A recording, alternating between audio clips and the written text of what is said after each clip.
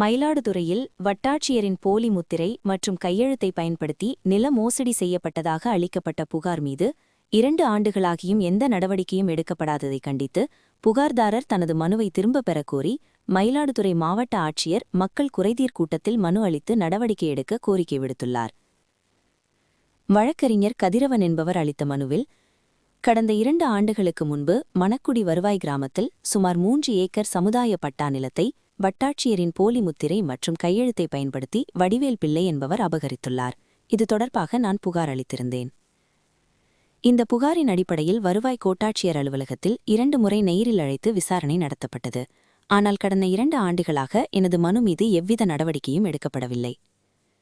தற்போது சம்பந்தப்பட்ட நபர் மேலும் பல போலி ஆவணங்களை தயாரித்து அந்த நிலங்களை மற்றவர்களுக்கு விற்பனை செய்ய முயற்சி செய்து வருகிறார். அத்துடன் பதிவு அலுவலகத்திற்குச் சென்று அதிகாரிகளை மிரட்டி பதிவு செய்ய வற்புறுத்தி வருகிறார். வட்டாட்சியரின் முத்திரை காணாமல் போய் 2 ஆண்டுகளாகிறது.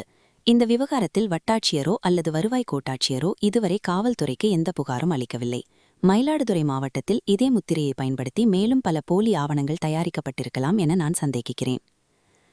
தொடர்ச்சியான விசாரணைகள் இருந்தும் நடவடிக்கை எடுக்காததால் எதற்காக எனது மனு மீது நடவடிக்கை எடுக்கப்படவில்லை என்பதற்கான காரணத்தை கேட்டு நான் சமர்ப்பித்த ஆவணங்கள் மற்றும் மனுவை திரும்பப் பெற முடிவு செய்துள்ளேன்.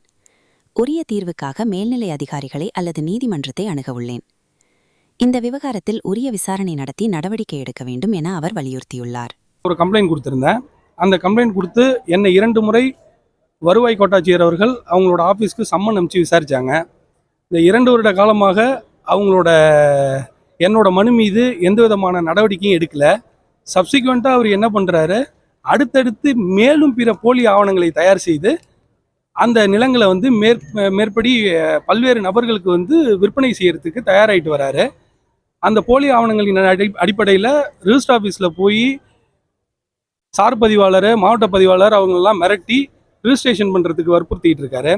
அதனால 2 வருட காலமாக எனது மனு மீது எந்த விதமான நடவடிக்கையும் எடுக்காம அப்படியே வச்சிருக்கிறதுனால என்னோட மனுக்கள் எல்லாம் இன்னைக்கு திரும்ப கொடுத்துருங்க. ரெக்கார்டிங் ரீசன்ஸ் எதனால அந்த என்னோட மனு மேல ஆக்ஷன் எடுக்க முடியல? ஏன்னா தாசில்தாரோட சீல் தொலைஞ்சு 2 வருஷம் ஆகுது. அந்த சீல் தொலைஞ்சது சம்பந்தமாவோ கையெழுத்தை போலியாக இட்டது சம்பந்தமாகவோ வருவாய் வட்டாட்சியரோ இல்ல ஆர்டிஓ ஆஃபீஸ்லேருந்தோ யாருமே காவல்துறைக்கு புகார் மனு அளிக்காம இருக்காங்க. இதனால என்னன்னா மிகுந்த சந்தேகம் என்னன்னா, இந்த சீலை பயன்படுத்தி பல்வேறு டாக்குமெண்ட்ஸ் இந்த மயிலாடுதுறை மாவட்டத்தில் போலியா உருவாகிட்டு இருக்கு. அதையும் பேஸ் பண்ணி தான் நான் இந்த கம்ப்ளைண்டே கொடுத்துருக்கேன். இந்த மாதிரி இந்த சீலை பேஸ் பண்ணி நிறைய போலி ஆவணங்கள் தயாராகிட்டு இருக்குன்னு.